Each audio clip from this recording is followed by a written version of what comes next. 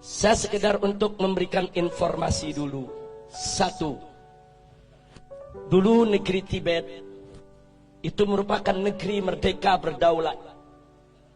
Kemudian menjalin kerjasama dengan Republik Rakyat Cina yang komunis.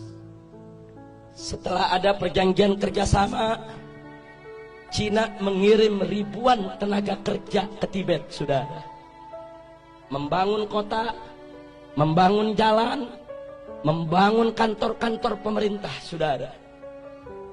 Kemudian setelah pembangunan selesai, ternyata ratusan ribu para pekerja tersebut angkat senjata melakukan pemberontakan di Tibet.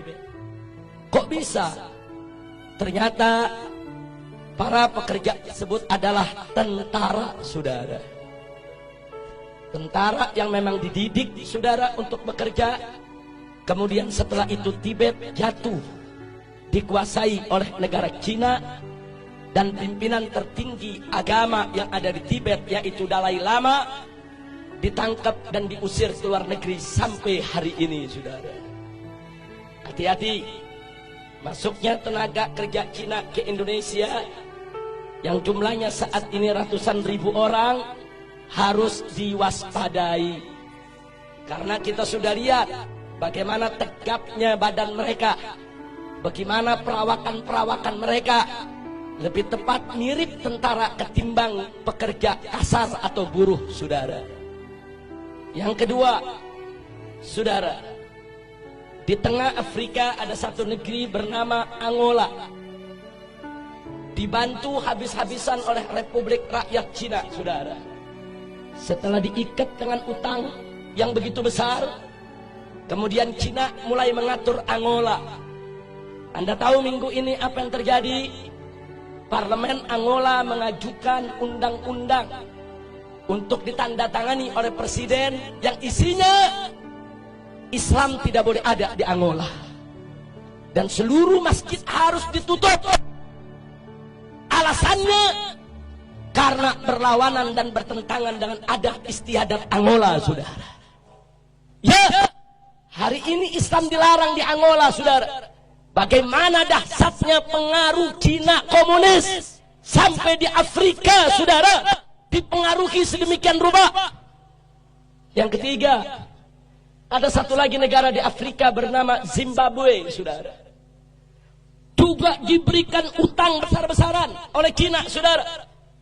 Setelah utangnya, saudara, membengkak, Zimbabwe tidak mampu untuk bayar utang, saudara. Lalu apa ditawarkan oleh Cina komunis? Dibebaskan dari utang, tidak perlu bayar utang. Tapi mulai saat itu Zimbabwe harus meninggalkan mata uangnya dan belanja sehari-hari dengan mata uang Cina, yaitu yuan, saudara. Saat ini di Zimbabwe, jual beli, sewa menyewa, transaksi semuanya menggunakan mata uang yuan milik Cina komunis, saudara. Kembali ke Indonesia, saudara. Saat ini kita dapat pinjaman utang ribuan triliun dari Cina, saudara.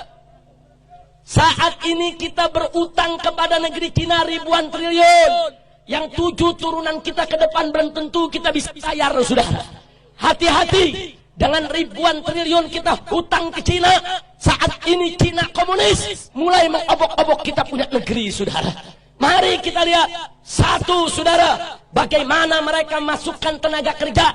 Ratusan ribu orang masuk ke Indonesia saat ini. Dan minggu yang lalu, saudara, Presiden Jokowi sudah menyatakan, mengingatkan kepada para pengusaha untuk tidak lagi bertransaksi dengan dolar ataupun rupiah, tapi bertransaksi dengan yuan, mata uang Cina, saudara.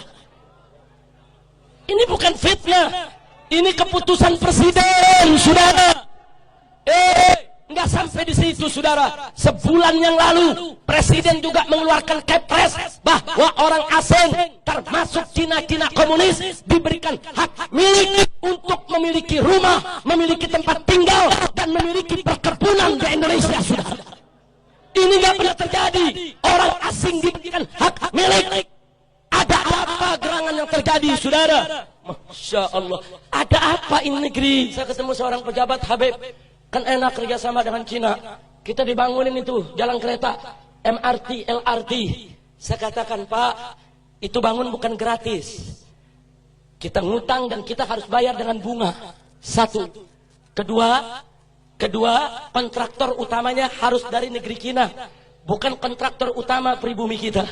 Yang ketiga, bahan-bahan bakunya juga harus diimpor dari Cina, termasuk reklamasi tiang-tiang pancangnya bukan kita buat sendiri, dari negeri Cina harus didatangkan, saudara. Dan gak sampai di situ, minimal 30% tenaga kerjanya juga harus dari Cina, saudara. Jadi apa yang kita dapat untung dari proyek-proyek tadi?